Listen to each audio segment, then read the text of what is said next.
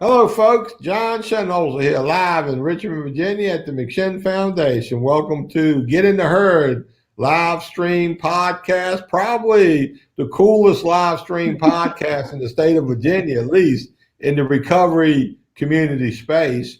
For those of you who don't know me, I'm a person in long-term recovery from substance use disorders. For me, that means I've been clean and sober almost 38 years, getting close. And just an incredibly blessed journey and so forth and so on. Today, I got two fabulous guests with me, an old friend, Sarah Wood, we go way back, and then a newfound friend, Bryon Carey. And we're going to hear from both of them. They're going to tell us about themselves, what they're doing, what's going on, and hopefully by the end of the hour, we'll have an incredible conversation that many people will want to hear for in perpetuity. Sarah, introduce yourself. Thanks, John. I'm the old friend, Sarah Wood, and I am a person in long-term recovery from substance use disorder. For me, that means I stopped drinking on March 15th of 1988 and have not used mood-altering drug or drank since that time. And currently, I've decided to start a new chapter of my life. Recovery's given me everything I wanted in life. And now the next chapter, I've decided to give back and add to the recovery world. And I've just started a new position as a recovery resource specialist, starting a recovery program for students on the campus of University of Richmond. Wow, that sounds exciting. And I know you got your plate full with that. Bryon, what about you? What do you want us to know? Well, I got into, I do film and video productions, and I started helping a company back in the 90s that went around and talked about alcohol at schools. And we brought in lights, music, and music videos, and it was an awesome way to reach the kids and keep their students' attention. We got asked to bring drug addiction and opioids into the program, and their board didn't want to do it, so we had started a separate 501c3 called DJ Choices. And we, with a collaboration of parents who lost their loved ones, people in recovery, the United Way, health systems, we built this phenomenal school assembly program. And we go to schools and we share these powerful stories mixed with music and lights, keeps the kids' attention. And we've had so many students come afterwards and ask for help. One school, we had 5 students right after the show came in and asked for help. So that motivated me to, let's see how we can keep this going. And I'm actually riding a bicycle this year from Maine to Key West, Florida, stopping in over 54 cities along the way. We're going to have banners, display, traveling display and all. And I'm going to film the stories. It's really important that we use local stories in these school assemblies. And I'm going to film the stories so then DJ Choices can go anywhere in those states and do the school assembly programs. Well, that sounds exciting. I look forward to you going to stop in Richmond, of course. I think we're going to help you out a little bit, sponsor you. I remember McShin, we had a sober high school for like 3 years, but every time we presented in a school somewhere, we always had a couple kids come up to us needing recovery support services. So it's incredibly valuable what you're doing. And I hope you have a full schedule and you get to reach as many people as possible. Sarah, back to you. We met, I remember meeting you years ago, I could say decades ago, and you were a new person in recovery. I'm not sure if you had a college degree yet then or not, but just briefly, what was your climb back? Because I know you got your PhD now, right? Yes. You got a So little education along the way. I did. My story, my journey was I was at University of Richmond, and I was a good student in high school. Began my journey at University of Richmond with a good, decent background, but I also arrived on campus with anxiety and some not the greatest coping skills, and I developed a problem with alcohol within 2 years, and my academics had really suffered. And when I quit drinking, I was able to rebuild my academics and my GPA there, and it was difficult to stay sober. As far as I knew, I was the only person in recovery on the campus at that time in the 1980s. But I went on to, because I had found recovery at an early age, I was able to go on and earn a master's in teaching and teach and raise a family and go back to school and earn a PhD in educational psychology. So. Man, good for you. See, you're the evidence that the world needs to see. You know what I mean? And Byron, you're the guy carrying the message. Now I understand you want to show a video or anything. You got time to do? Are you prepared? Yeah, I can do that. Show us what you got. To be quite honest with you, when it comes to assemblies, I'm probably the most skeptical that one can be. I don't like wasting time. I don't like taking time out of academics. I was proven completely wrong in this one. Prior to bringing DJ Choices here, I did call 3 other high schools: Lewisburg, Sealands Grove, and Southern Columbia. All 3 principals spoke very highly of the program, so I said, what the heck, let's give it a shot. It's all said and done. It was so well worth it. The students absolutely loved it. And more importantly, there was an incredible message. A lot of good stories, a lot of local stories is what really impressed me. So absolutely wonderful program. I think the incredible part about the DJ Choices show is that it is real. Kids hear from people who've really experienced this, and they hear about it in a way that's relatable to them. The music, the lights, the sound is all appropriate. The interviews with all of the victims of the abuse, the speaker, it's all applicable to today, and the students really relate to it. And I highly recommend this program to any school. All right, when I walked in first, I was thinking to myself that this is going to be another one of those presentations where we're just looking through slides and somebody's talking. You're not exactly engaged in what they're saying, kind of just listening to their words and not really taking it into consideration. But with all of the lights and the music in between, it kept me engaged. It was very fun and entertaining, enough that it grabbed my attention and all the audience's attention. And yet it was about very serious topics that should be talked about. And I think it was the best assembly that I ever went to. These problems are real. Like, you hear it on the news of all the opioid problems, but you never realize how often it happens and how easy it can happen to you.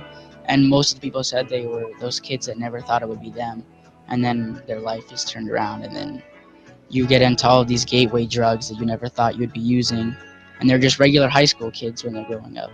So I do believe that this program that was brought to our students and all of our students through 7th through 12th grade was a great experience. The attention from the students was phenomenal. To keep their attention more than 15 minutes is one thing. To have it an hour is outstanding. So I really applaud all the effort that went on in this program. What's up, guys? This is Bryon Carey from the band Corn, and I'm here with DJ Choices, and I want you guys to sit back, relax, and enjoy the show. Williamsport, PA, UPMC just for Hannah says 36 people for heroin overdoses in just a 24-hour period. And I like how the whole event was centered around like things that kids can relate to these days. Like, they had music that's really popular right now. Once you put the trees on hold, maybe you could come back home. I experienced domestic violence. My father was physically abusive to me. So that led to me acting out at a young age. And it just led to me making a whole bunch of bad decisions. They said it wasn't a gateway drug. My homie was taking subs and he ain't wake up the whole block. These billionaires, they caked up. They in our Congress, so we take their drugs. Murderers who will never face the judge. And we dancing to a song about a bass going on. But I seen homies turn away. Noses draining blood. I could have been gone. Our 30s faded in that tub. That's Prince, Michael Whitney, that's Amy Ledger, MC, that's Yams, that's DJ AM. Goddamn, I'm making the killing. I mean, I can say everybody knows somebody that's been going through what these people have been I going got through. the general idea now. When you're on the road, you want to do that presentation in schools? Well, we would love to do that. The problem is the schools are going to be closed. They're not going to be allowing assemblies right now. So my goal right now is to film the stories, because if you heard them, what some of the principals and students said, it was local stories. And we've surveyed so many students, and they said it was the local stories that made a difference. They've had people come in from out of state, celebrities, and they said they just couldn't relate to them. They don't know them. They're famous people that are not us. And so that's why I feel it's really important to go around and film the local stories. Then we have them, and then we can do schools all over those states using those local stories. And you're coming through in October. I am. So Sarah, now when you get your kids identified, you get some kids on campus or whatnot. This seems like a pretty good, y'all should meet in October and maybe. Oh, I would love it. And hi, Sarah. Well, this is how it works, man. We connection is what recovery is all about, man. Yeah, opposite of addiction is connection. Go ahead, Sarah. Well, as a background teaching in Chesterfield County in the public schools and going through that program as a student myself, I mean, I could just see this being really valuable there. And my own children are 20 and 24, and there are families who have lost in that age range, there are families who have lost their children to this disease that I know locally would make a big impact if you told their story here. So Sarah, do you have an action plan for your first, I guess, year on the job or whatever? What you hope it to look like, or how you hope it to go? I do. Fortunately, I'm part of a grant. It's a collegiate recovery expansion grant that is not my brainstorm. It is Mike Zohab and Angela Waite, who are local recovery champions, and they, along with Tom Bannard, who at VCU has a very well-established recovery program, have a grant that should last for a couple years to start recovery programs at 8 colleges in the state. So we have sort of the skeleton guideline of the grant application that we each have, but then we'll fill in the details that are specific to our own schools and those cultures and communities. So. Yeah, that could be great. I love the fact that these colleges are finally starting to realize, hey, we might have a problem. We got issues and we need to address them. So my hat's off to all the people you just mentioned and U of R for coming online with this kind of stuff. Bryon, you've been around this space for a while. Any words of wisdom for Sarah as she launches this new program on University of Richmond? We've been asked our program to go to different universities, and it's sad. After the first one, I've told the other ones, unless you motivate the kids to come to an event like ours, with some type of the schools that we go to, the middle schools and high schools, we have a captive audience. But trying to get people to come to an event, people who need the information, they don't come voluntarily. So I think you've got challenges ahead of you, but it's definitely needed in the universities and colleges. If you make recovery look fun, if recovery is the new high, if you make recovery the thing to go after, I mean, I think you can attract a lot more people. Attraction is a big thing here. But I agree with you. It's hard to get these kids. Somehow you got to make it think like it's their idea. You know what I mean? So a lot of them don't think they have a problem. They don't want to admit it. And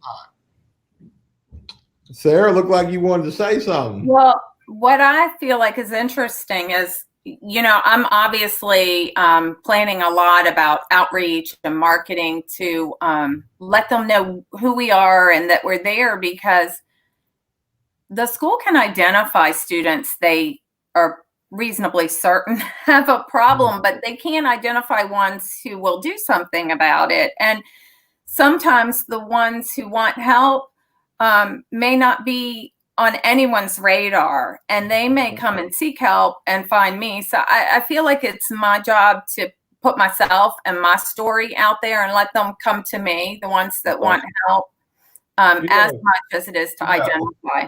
A quick tip for you, Sarah, is if you host an event, like September is National Recovery Month, during the month of September, host a series of events on campus or virtual, online, however you want to do it. McShin Foundation can really help you with some cool stuff.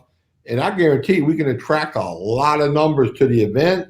And then at the event, it'd be your job to invite them to seek services should they need them or get engaged in some of the cool recovery stuff. So, I'm like this, I can bring a great big beehive of honey and really get the bees to come in, but it'd be your job to retain them and do your part from there. Byram, Leslie Jones asked the questions. How would one go about getting you to come to our local schools or in contact with somebody to bring this into our local schools here in the Rappahannock area, I guess here in Virginia? So we're already getting some requests here, Byron. So what do you tell somebody? I tell someone to contact me. Go to djchoices.com. All my contact information's on there, and they can reach me directly there. My information, bcarey@djchoices.com. And I can honestly say, anytime I've reached out to Bryon, man, you got back to me pretty quick. So Bryon is easy accessibility. So I would say any school, check on your website, see your schedule of your travels. Now is the time to, I guess, book you to come by. And I realize schools will be shut down, but here at McShin, if we can't find a better spot for you to do something, we'll try to host something here for you and flush out some of the educators and whatnot. So we'll certainly do our part.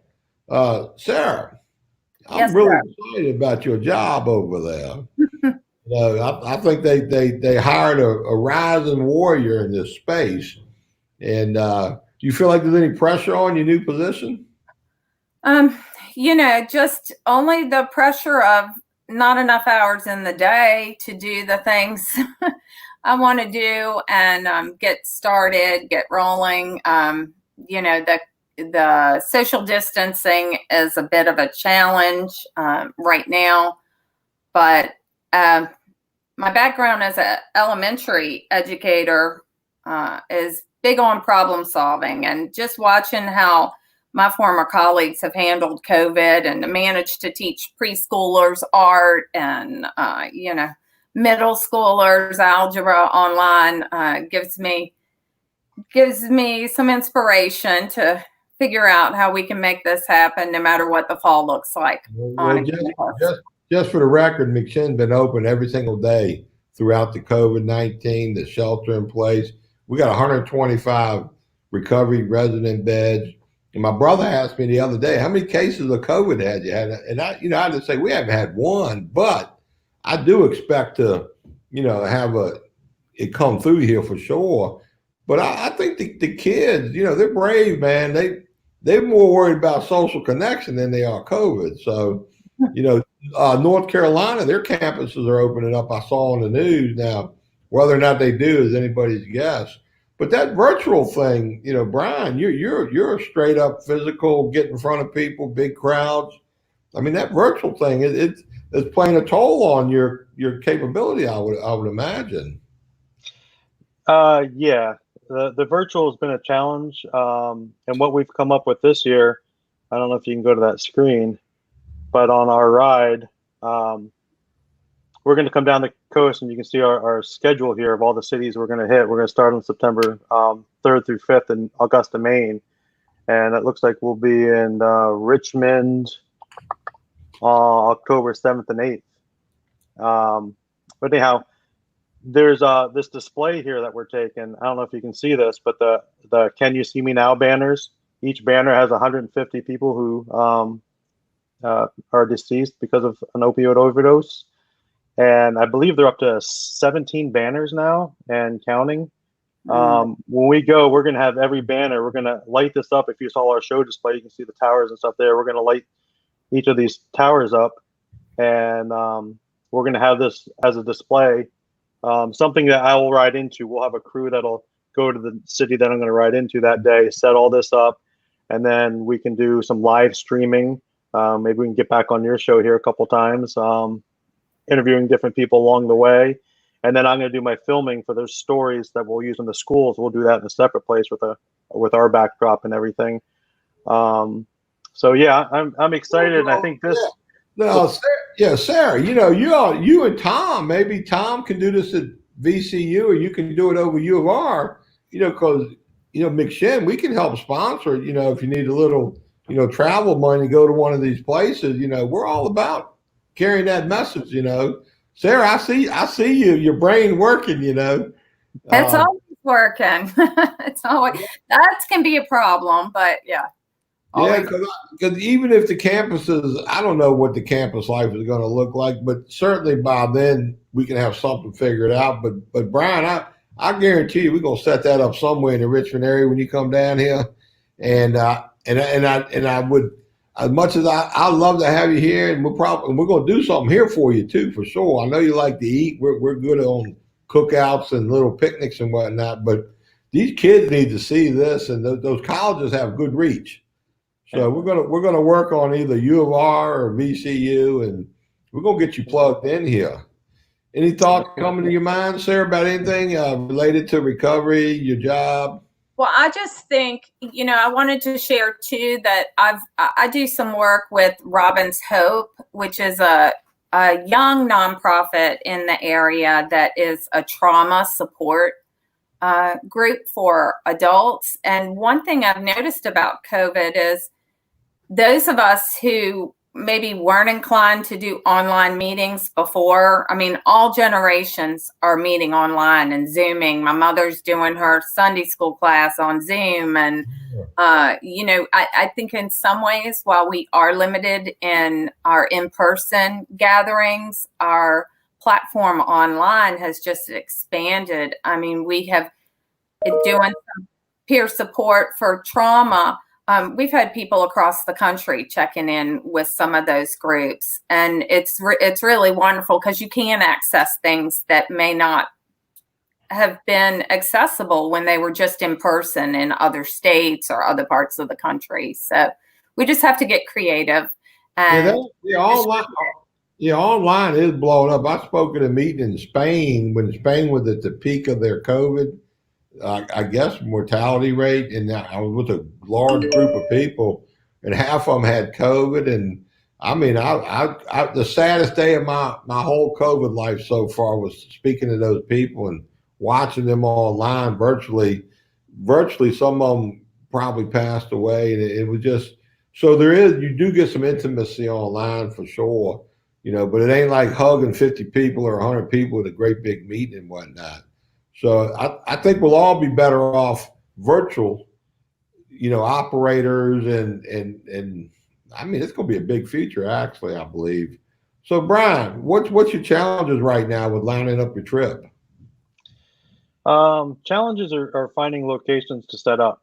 Where we're going to set this display up. It's kind of big. It's 25 feet wide and 13 feet deep, and finding the cities, because everyone wanted to put things on hold until they know if they can have social gatherings. And we're at the point where hey, we can just set it up. People can just walk by it. We don't have to have an organized meeting if they can't do it at that point, but it could be up and people walking through town or whatever they want to do can see it. Or we can just use it and set it up at a local spot and do some live broadcasts, like I said, when we come into those towns. The other thing we're doing is we're going to have a film crew. Last year I did the ride and I got into Full Sail University, and a fellow there who teaches master class said, "Why aren't you filming your ride? I've been watching this whole thing. Are you doing a documentary?" And I said, "No." He's like, "You need to." And so they're coming up. They're going to follow us down, use the ride to connect. But they want to talk about how addiction is affecting individuals, how it's affecting families and communities. And they want to talk about, grandparents raising their grandchildren. They want to do a documentary they want to put in film festivals that's going to touch on everything. So they're going to they're going to have a crew, a couple people following me for over 100 days. So has you know, we got the COVID challenge. Okay, we have the shelter, the social distance. We got all these massive challenges out there, and we have the protest challenges. You know, Black Lives Matter. You know, a huge deal right now. You know, very important history making events. Has that played a part in any of your challenges? I get calls every week. Do you still want to do it? Look what's happening now. You know, they're closing things, and one of the things they said was the mortality rate, the death rate of people in recovery is high right now because of the COVID. You know, they're not having those meetings. Like you said, it's not as personal. And a lot of the homeless people, they don't have their cell phones to get on those meetings anyhow. So we want to, that's one of the things that we want to bring to light in the documentary part is, you know, what is happening. This is real. This is happening, people.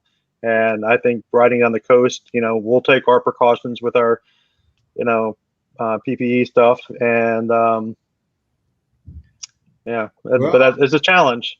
Yeah, it's going to be interesting. So, Sarah, what you say you got 2 students now enrolled in your program? Well, I have 2 students identified who are interested. Mm-hmm. Are you doing any like virtual outreach to the incoming student body, or? I plan to, but I haven't yet. I'm trying to we're really at the very beginning stages. I was hired June 1st. So is there a safe space on campus for the kids to go to, the ones that are on campus, or? I hope that I'll be able to announce something like that soon. Yeah, because I noticed at VCU they have the well. You know, they got an actual location kids can go to, and I think most colleges have that physical spot.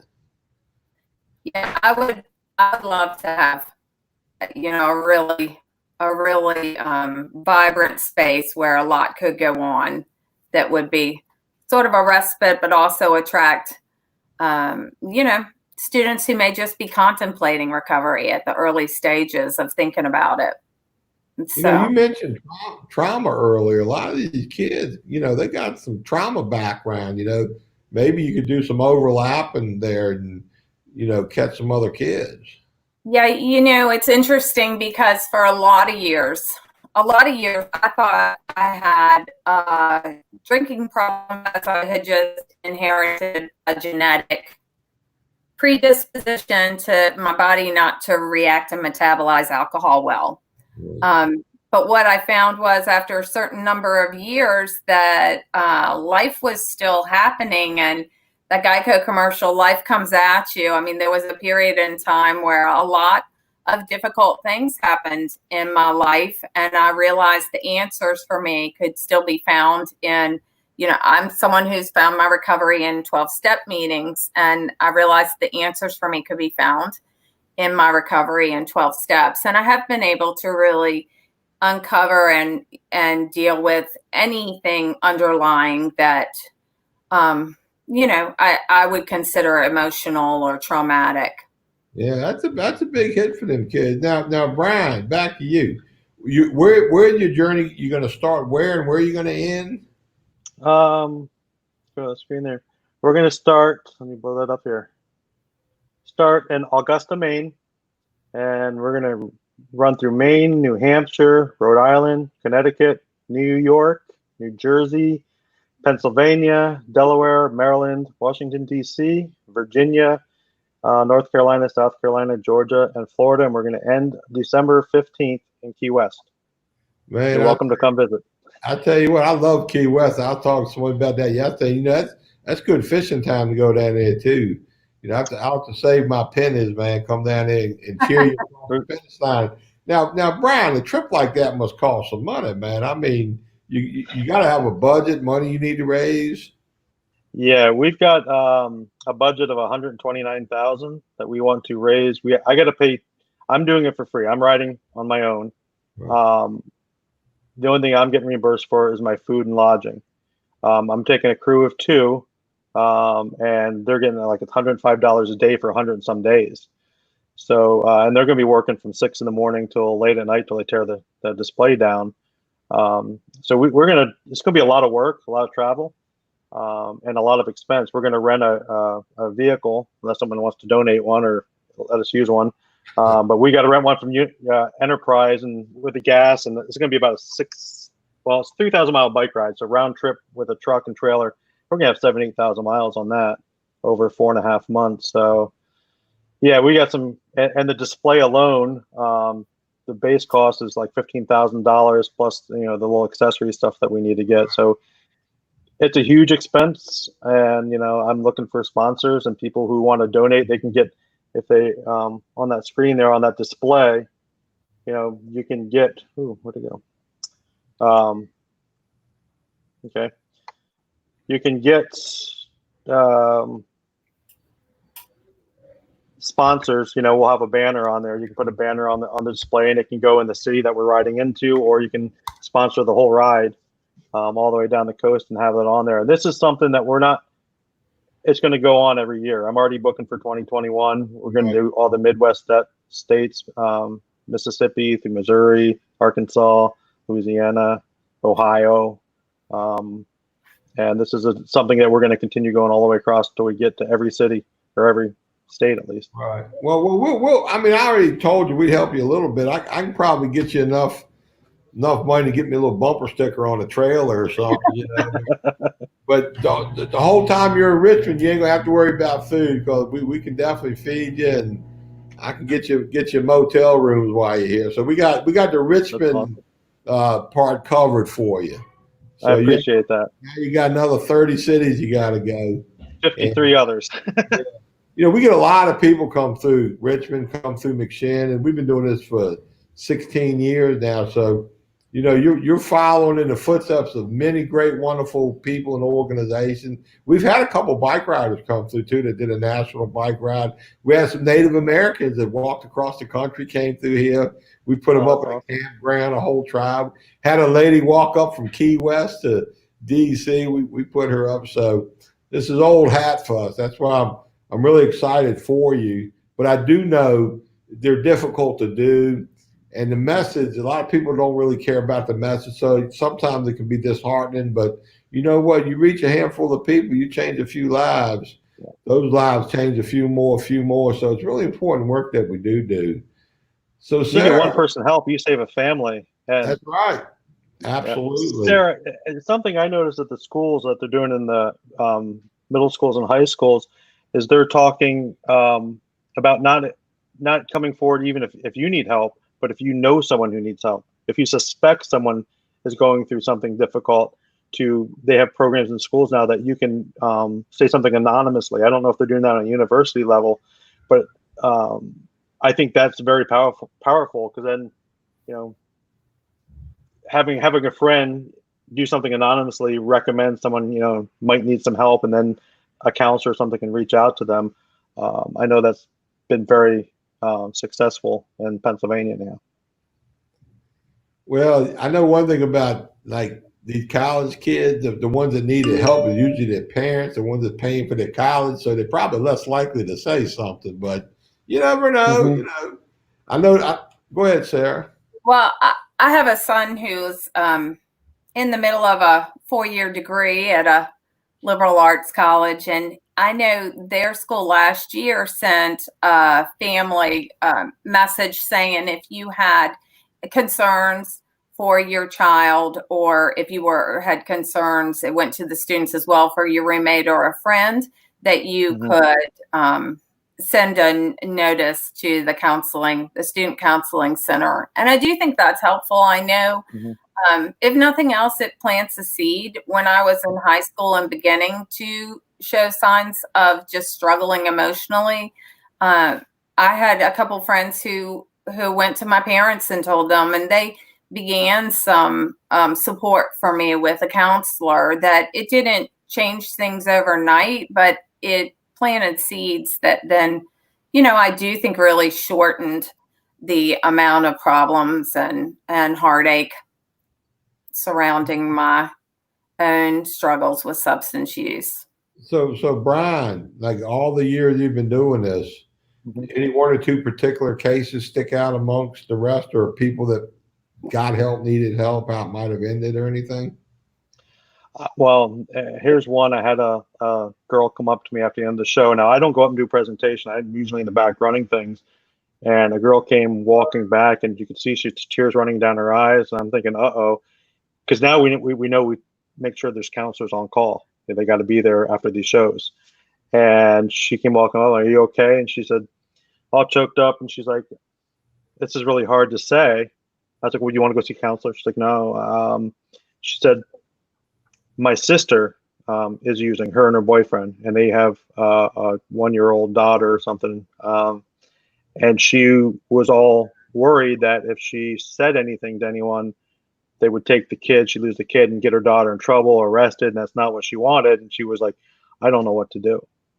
And that, that pulls at your heartstrings. And then I was like, well, okay, you need to talk to someone. And I think there needs to be programs, because I think that goes to Portugal flip, the USA flip, is people are afraid to come out and say something to someone because they're afraid that that person's going to get arrested and go in jail, and they may be ruining their lives, even though they're trying to save them. So I think something needs to be done on that end. People feel more comfortable reporting issues. Yeah, we just, like today, July 1st, a new law goes into effect in Virginia today. And that's the one where if you're overdose and then somebody phones 911, this is the first time ever that the person overdosing and the caller, neither one can get arrested. So yeah. Good Samaritan law here in Pennsylvania. That's what that is. Good Samaritan law, but we got a strong one now in Virginia. Before everybody got locked up, but now they take arrest getting off the table, and the data shows 87% of people won't call 911 if they're scared of getting arrested. But sadly enough, in Virginia, number one, it hasn't been promoted or announced in the media, the news, the paper.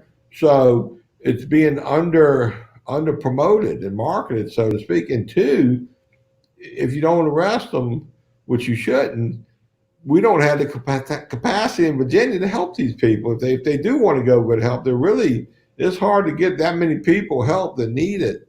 So we got lots of issues and challenges, but we're heading in the right direction.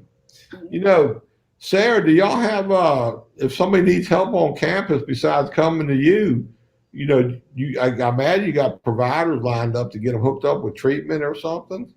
I'm not really sure about a connection or pipeline to treatment, but there are numerous offices on college campuses that interact with alcohol and drug use in different ways, whether it's the student counseling or the Title IX programs or residence advisors. There are just so many points, but this is something that I think is really important that I've seen happening, is this use of peers in the field. And John, this is you and myself, both as people in long-term recovery that can share our own stories and our own paths. Lived experience, they call it lived experience.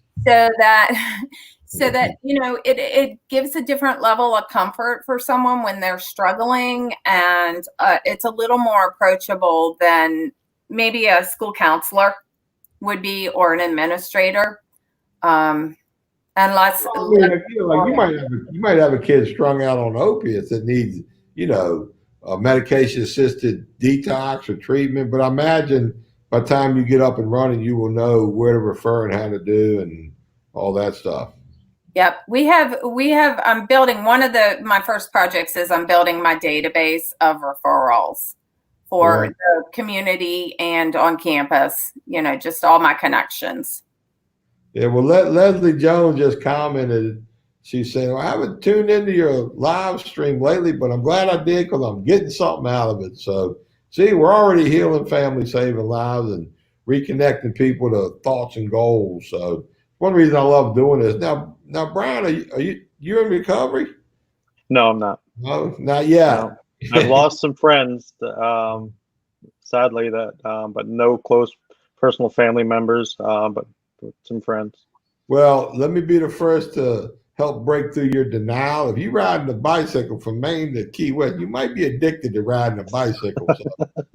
So But that could be a good addiction. So, well, the thing is, my board last year when I suggested this, there was a lady in Florida who saw, who I reached out to. She writes to her daughter every day, Ariel, and she passed away in April last year. And Ariel, she writes to Ariel, and then one day she was saying how she was blaming herself for her daughter's death because she played tough love. So I felt compelled, because I filmed so many parents who sharing their stories. And I said, listen, every parent blames themselves, whether they're too hard, too soft. You can't do that. You need to reach out to a grasp group or a grieving recovery group. And she replied, how do you know so much about this? And I'm like, I didn't lose anyone, but I explained what I did. And then she's like, oh my God, I just saw your stuff online. I want you to come here and use my daughter's story and go to all the schools in Florida. I presented that to our board, and they're like, yeah, that's Florida. That's like really far away. We need to focus on Pennsylvania. And then I came back with the idea. I'm like, well, you know what? What if I do a fundraising thing and I ride a bicycle all the way down and I film these stories? Then we can get there. And they gave me every excuse why that was not going to happen. And finally, after like the second board meeting, they're like, listen, you're overweight and we don't think you're going to make it out of the state. They didn't even know, and they didn't know I did not own a bicycle at that point. So that just made me determined, because I was just diagnosed at that point with diabetes. And I said, you know what? Our thing is called DJ Choices. It's about making positive choices in life. And people are always coming up to me, I don't understand why they just can't get clean. You know, it's all in their head. I was like, man, I can't even lose 5 pounds. The doctor tells me every year to lose weight, and I come back 5 pounds heavier. I said, so I'm gonna do this for myself as a better choice for my health. And I went back to the board. I'm like, listen, I'm doing it with or without you guys. And they're like, okay, we'll support you. you know, you have character traits of being an addict. You know, one is you do something addictively, ride the bike. Two is when they tell you can't do something, you do it anyway. That's definitely signs of addiction. Yeah, I get addicted to something. Yeah. So Sarah, walk us back a little bit here. You know, you got the new job, you're getting it ramped up. You got all these great ideas. I know you're optimistic. I know your personality. I know you're going to do great. What's your single biggest fear about the new job? Single biggest fear about the new job, probably that I think it's that I wouldn't say a fear. My single biggest focus is to try to keep some balance, not try to do everything at once and not try to do it alone, because in my experience in the recovery world, the magic happens when people are collaborating and you're leaning on a lot of different people's gifts and talents. And I'm not going to reinvent the wheel. This has been done at a lot of colleges in the state. I spoke with Sean White, who's at Hampton-Sydney College, online yesterday, and got so much out of that. And, you know, it's just a wonderful group of people that have already started to blaze this trail. And, you know, just replicate it and personalize it is what I'm hoping to do. So fear of failure is your biggest single fear. Failure. Fear of failure. You know, I think if self-care is the only problem you got, you ain't got a problem. Once the conversation and we have a seat at the table for recovery, I think we've already moved past failure. You know, I never thought of it like that. I was always a goal-oriented person, an objective, you know what I mean? So I'm like George Patton, you know, he starts out in North Africa and he ain't happy till he got to Berlin. He even wanted to go to Moscow, I do believe. But anyways, hey, Catalina Grow just popped on. How you doing, Catalina? She got a great online program. You guys will probably get to know her one day. So Bryon, what's your biggest fear factor on this trip you got coming up? Falling and not getting up, being run over, rear-ended. I was on the boardwalk in Virginia Beach last year, and a guy came over to me. He's like, I saw you, and I had my bike and my trailer. Last time I carried everything in the trailer on the bike. And I was like, oh, okay. And he's like, yeah. He's like, I drive bus. He's like, you almost got hit on International Boulevard. And I was like, oh, did I? He's like, yeah, I didn't think you saw that. So Right. I guess that's my biggest fear, but I've got a backup plan. John's gonna take my place if something happens to me, right, John? Well, I do need to get my health condition under control. I do have high blood pressure. My wife would love it probably if I took up riding bikes across country. I wouldn't know what to do with my blood pressure doctor at that point, though. He'd be out of a job. I'm already retired one. I'm on my second one right now. So well, you're on a cross country goal mission too, right? A mission to get to every state. Well, one of my bucket list items is to speak in a correctional facility in all 50 states. Because I'm such a marvelous hope dealer, a hope shooter inside jails and prisons. See, it's easy to give a captive audience a hope shot. You know what I mean? They probably got nothing better to do that day. But and I have been to 40 states so far. So I was going to wrap it up this year, but COVID came along.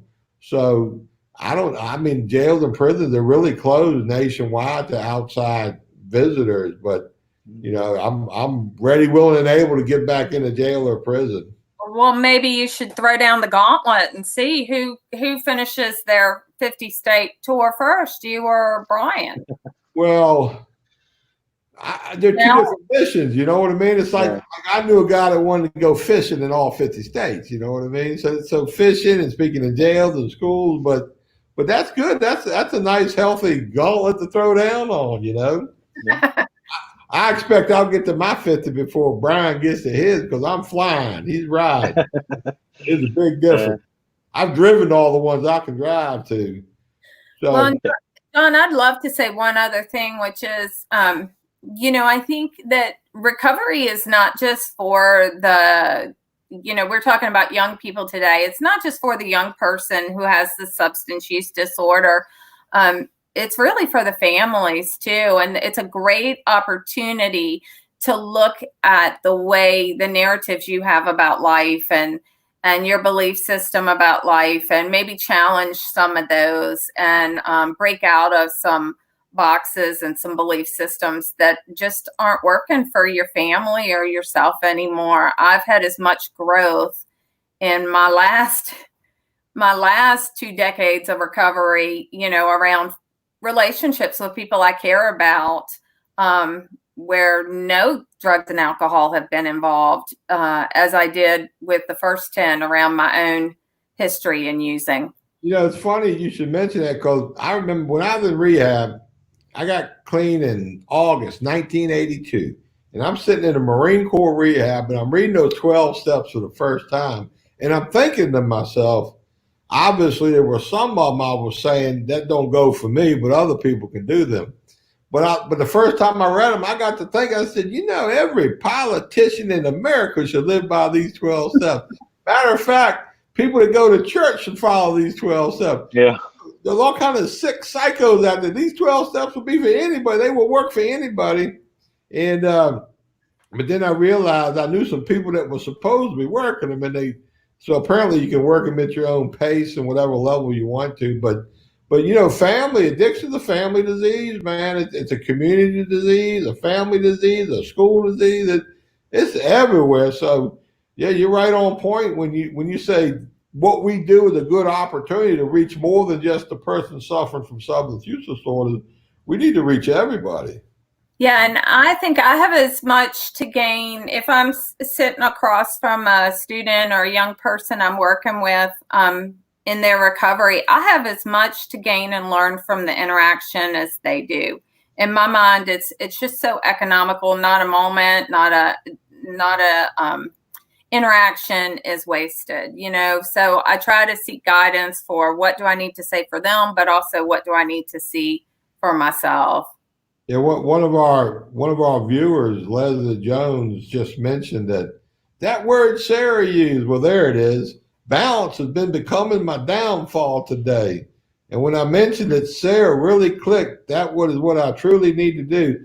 Well, Sarah, if you're having a problem with balance, my first suggestion is get like a walking stick or a cane, because that'll really help you keep your balance. Well, there are no two words in 12-step meeting that are more confusing than balance and humility. So I get it. It's a lot of about the cane and the balance.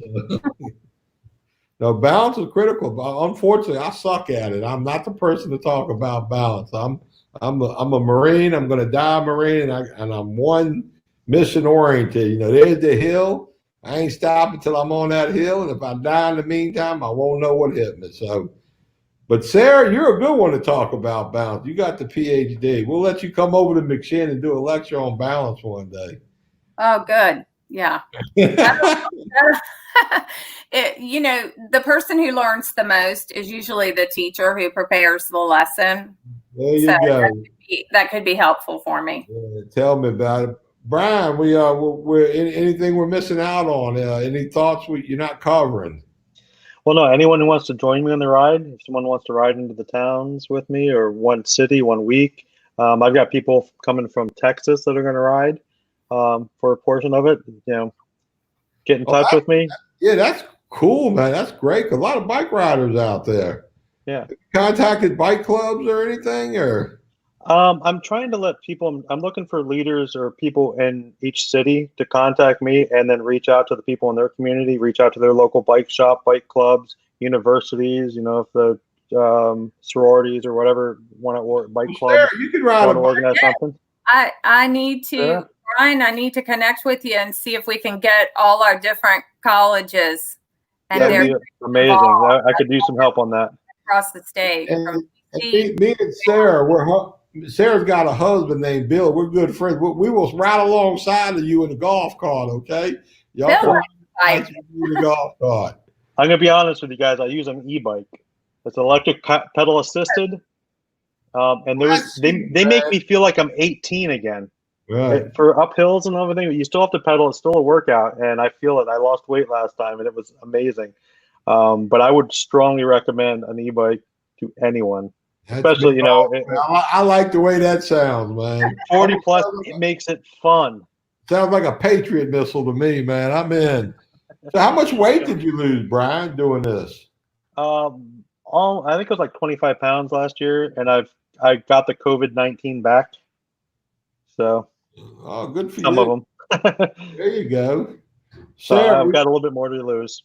Sarah, are we missing on anything? Anything you want to talk about, discuss? You covered everything? No, I would love if anybody's interested in some online groups and they don't have a substance use disorder, but want to talk about trauma related to COVID or any kind of coping or emotional issues, they should check out Robin's Hope. I would love to put a plug in for those ladies at www. How do you spell it? It's spelled just like the bird, ROBINS. Hope is HOPE. And we have different check-in groups. There are resilience-based groups where we discuss different resilience skills. There's a Brene, currently we have a couple book studies. One is a Brene Brown, Daring Greatly, and you can jump in at any time. You don't have to have read. We read an excerpt online and discuss it. And, they've got some great things going on. And when they're back in person, they'll have some yoga and art too. I really enjoyed that. .com, right? Not .org? Correct, .com. Yeah. Oh, and I like that because it gets, everybody can focus on their coping and resilience, especially now. And my hope is the more our children are able to do that, the less we'll be trying to combat substance use disorders. And we'll, give them some skills before they get to that point. Now, Sarah, you mentioned earlier utilizing, existing stuff. You don't have to reinvent the wheel on everything. And I know how college campuses can be in collegiate recovery program. I'm assuming y'all operating within the parameters of the collegiate recovery space, the existing colleges and the models and whatnot. Is there anything you need that might come from outside those spaces? Well, there is an association for recovery in higher education that we just had the conference last week that's sort of the national organization where we are taking our lead from them and the work they've done and the guidelines and research. As far as specific needs for our program, is that what you're asking me? Yeah, I mean, you need money, you need. Oh my goodness. You know what I'd really love locally for anyone watching either locally or beyond, anyone with a specific interest in the University of Richmond and our community that is feels drawn to support this program, I'd love to have them get in touch with me. Yeah. And what kind of support are you looking for, though? I mean, anything, whether it's just their voice, you know, and they're willing to share their story and their voice in support of the program. Hope dealers in recovery. You're looking for that. A little hope check. Always. And, you know, I don't know that I have specific needs identified yet because we are working with guidance of the grant and the funding through Virginia Department of, you know. Are you allowed to do the deliverables of the grant plus do additional stuff that's not in the grant as long as you don't utilize grant resources for it? Oh my goodness, you're getting beyond my understanding. So hey, I'm new. We're just beginning. My, you know, I think more will be revealed over time, as always, as we see what direction the program wants to take with, as far as the school community and the students. Once I get over there, you know, I'm going to be the facilitator. It's not going to be mine. I just hope I have the skills, and I believe I do, whether they're recovery related or education related, the research and grant writing to help them make it happen. So student driven, student participatory driven, that's you go where the students want to take it. Definitely. Probably so. And the school. Yeah, of course. They definitely got a big play in that. They got a little liability on the line.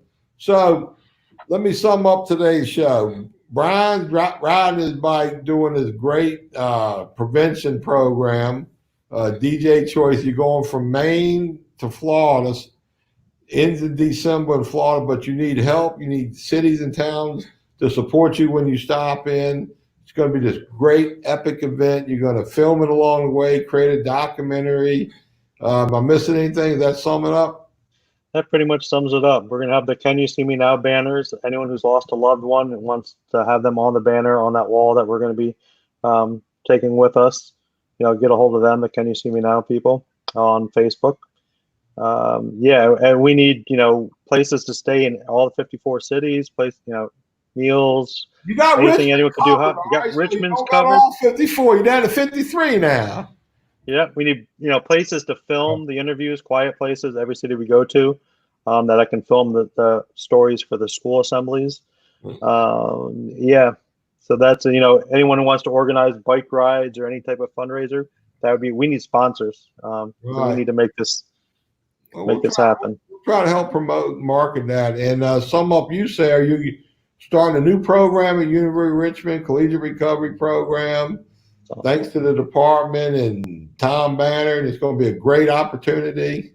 Yeah, it's not even just University of Richmond, anywhere in the state. If you have an interest in students at a college or your alma mater, try to support these new and existing recovery programs. Ask about them, ask administration about them, tell them, you know, encourage them to have them, share your stories, share your support, and whatever you have to offer. It's really an important resource for those students. I'm so grateful that I really did not have an adult life that was disrupted because I was able to handle this in the midst of college. I think one of my best unpredicted bucket list item of all time was when we had a sober high school. I took the kids on their senior spring break. Instead of going to beach week, I took a van load of young men and we did a tour of the Capitol, Quantico, Marine Corps Museum, all the monuments in D.C., VMI. We had a great time. I couldn't believe I could have so much fun with seniors on a beach, not beach, you know, week trip. So anybody gets involved in the recovery space on these campuses, you'll be rewarded many times over. And Bryon, when I do projects with guys like you, it's just off the chart rewarding. We're about out of time here. I'll give each of y'all last word. Start with you, Sarah. I thought that was my phone. Nah, it's my phone, actually. I just really appreciate being on. I just can't share how much my life has changed since I made a decision at the start of the year to embrace my recovery for the next chapter and lead with it. I guess I used to think I could have a successful life despite my substance use disorder, and now I'm finding ways to, reach beyond my dreams because of it, because of my recovery. How about you, Bryon? Last words? I feel blessed to be on this program and to be able to go out and share DJ Choices programs and meet the people. I thank everyone for everyone's support, and I look forward to seeing anyone who wants to meet us on Long Ride.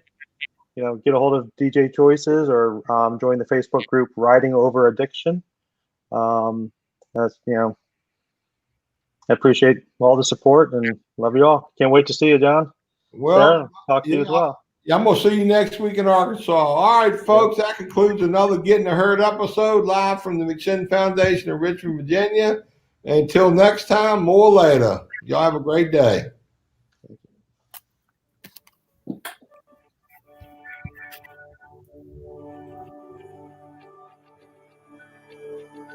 We're basically talking about families, because one thing that happens when there's dependency in the family is that it fragments. I'll have an example.